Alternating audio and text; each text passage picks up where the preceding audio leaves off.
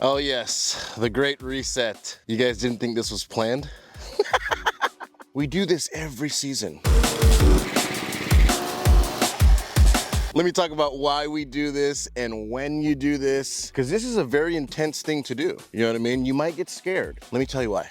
Over the years, we have really done our research and have come to the conclusion that the great reset, resetting your lawn, is actually really good for color, thickness, promoting growth, all of the above. It's amazing. It's just like warm season grass. You're resetting your Bermuda to cut away old growth to make room for new growth. It's the best thing you can do for your lawn at the start of the season during the growing season. I don't recommend doing this during the winter because there's no growth. As we're coming down to the end of winter, as we're getting more warmer soil temps, it's the best time to do it. Not many people talk about the Great Reset for cool season lawns. That practice is not very common here in the Pacific Northwest, but we've used it and it works. The Great Reset is very common for warm season grasses because they have a thing called stolons. The grasses have stolons on top and then the grasses come out of those stolons. And like the internet, right? It's all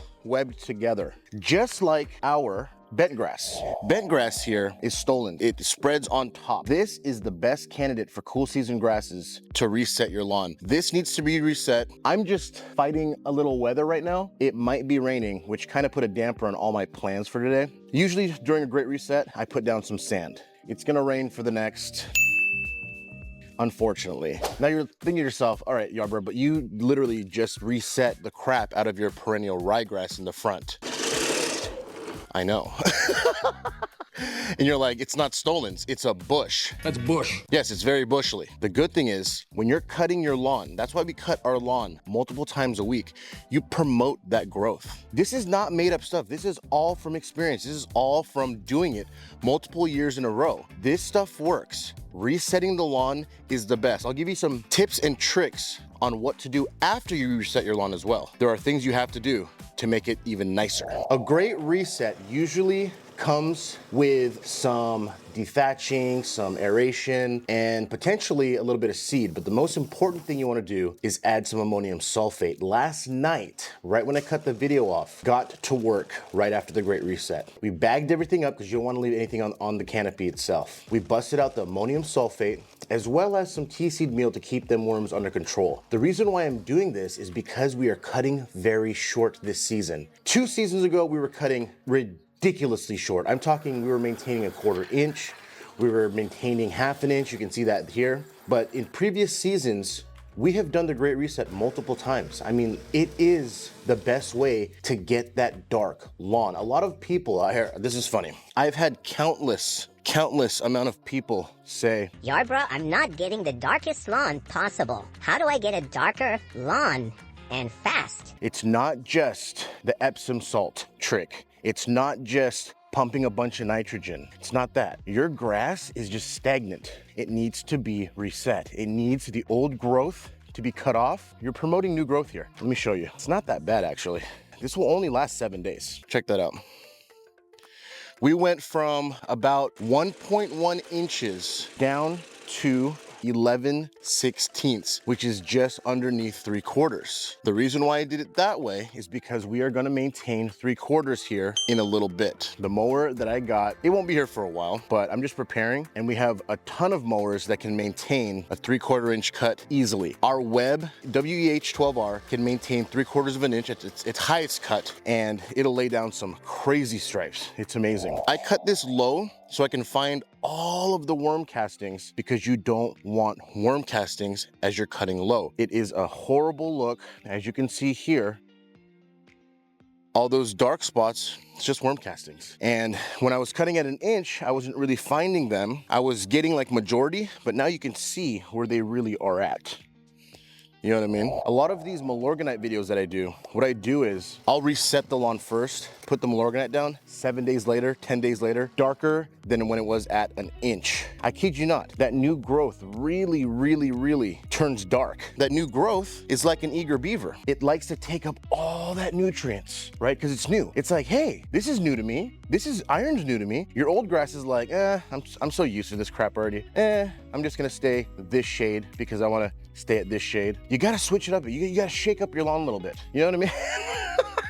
You're cutting your lawn super short. This is perennial rye. You're cutting that rye really short, and then it wants to grow because you're pushing that growth, right? It's gonna grow fast. Then you're cutting it again, then it's gonna grow. Then it's cutting it again, then it's gonna grow. I wish I didn't cut it at night, because then you would have seen it was really, really light green. And then right now you can see there's a little bit of darker greens popping up, just a little bit more growth, and it's just gonna be great. Now I'm just using my little web here at 11/16, and then eventually we're gonna move up to 3/4 with the other web. This right here is probably gonna be my go-to for the bentgrass and cutting super short, because it can go from 1.5 to 1.1 to 11/16 down all the way to about under 1/2 inch, which is perfect for the greens, and it sets us up to get down back to that 3 millimeter, which is insane for bentgrass. Insane for bentgrass. Bentgrass is different. You're not going for dark. You're going for short, tight epicness, and it should be maintained at 3 millimeters. This is different. Perennial rye can get that low. Don't get me wrong, there are some perennial rye greens out there, and they look great. They look phenomenal.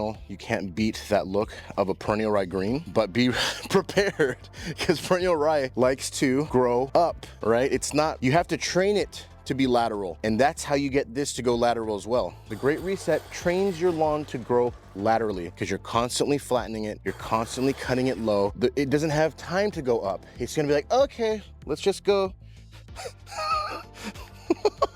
Here's the process for your Great Reset. Shaver down, lower than your normal height of cut. If you are cutting at 1 inch, reset your lawn to 3/4 of an inch. If you don't have a lawnmower that does that, you know, okay, here, let's do a better explanation. All right, guys, let's go over the measurements and how low you should go to reset your lawn to promote that dark green growth. A lot of you guys don't have reel mowers quite yet, and you will, because after watching this channel, you're gonna wanna start reel mowing. A lot of you have lawnmowers that can only go down to 1.5 inches.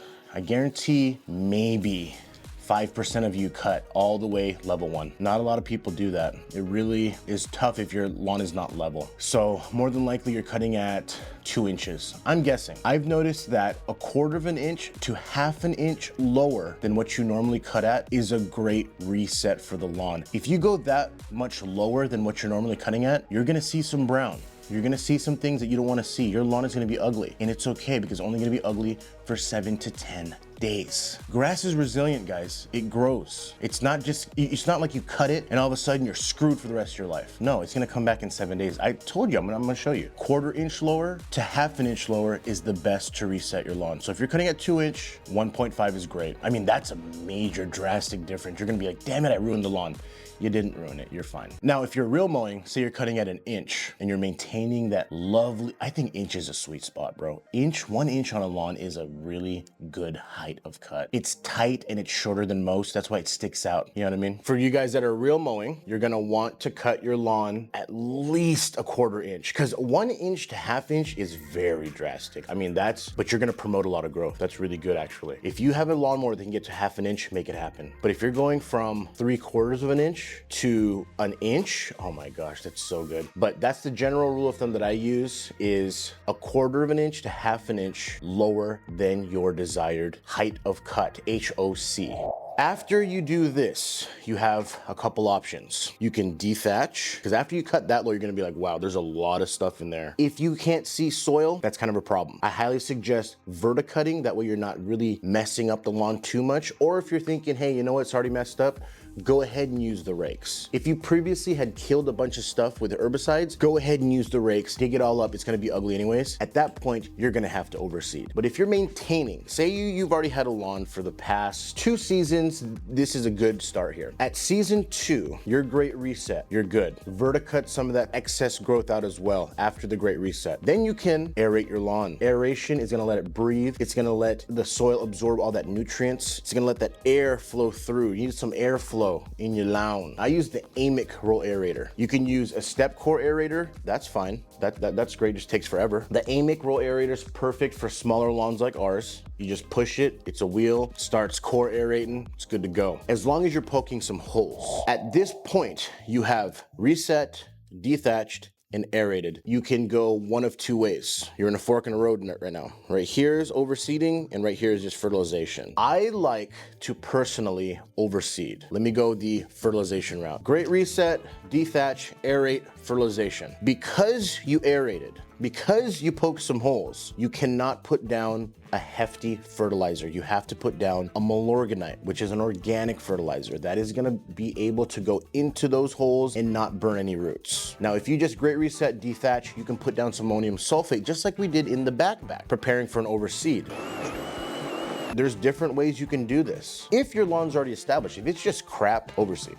For sure. If you did aerate, use the Milorganite. If you didn't, use some ammonium sulfate to promote more growth. From then on, water a little bit, or in my case, I looked out for the rain. I always look at the weather. I looked out for the rain. Now it's gonna rain on here for the next however many days it is. Watch this growth because there's a bunch of ammonium sulfate in there. It's just gonna explode. It's gonna be so dark. It's gonna be amazing. And we're gonna cut it at 3/4 of an inch, and you're gonna see, I mean, I could technically let it grow out for 7 days, cut it at an inch, and it would be darker than what you guys saw. You'll see. I do not make this stuff up. I've been doing this for a very long time. Your overseeding technique will be great reset, dethatch, aerate, throw down some seed. This is going to really thicken up your lawn. I do recommend putting seed down 90% of the time. 90% of the time. If your great reset comes back and it's full and it's good, you don't have to overseed because you've already established your lawn. It's like year 3, year 4. You're good. You don't need to do it. You can save that for, you know, if you notice a little bit patchiness or those wormholes just won't fill in, go ahead and overseed. After you throw some seed down, put down a starter fertilizer or the Milorganite works just fine. Wait 7 days and watch that growth. I mean, watch it thicken up like crazy. Before you seed, you can put down some tenacity. Put down some tenacity to prevent weeds. I always recommend using a tenacity before you do any kind of seeding because you're gonna be waiting. This is the perfect time to reset your lawn. Make it happen. Just so we can test out my theory, which I've tested out multiple times. I just wanna show you guys here in 2025. Cutting low, promoting that growth. This will be dark in 7 days. I promise you that. Let's just take a view gander right now. And then in 7 days, I'll stand right here at this yellow line, just like the free throw line, and you'll notice a difference. And this is my arm fully extended out with a peace sign. Okay?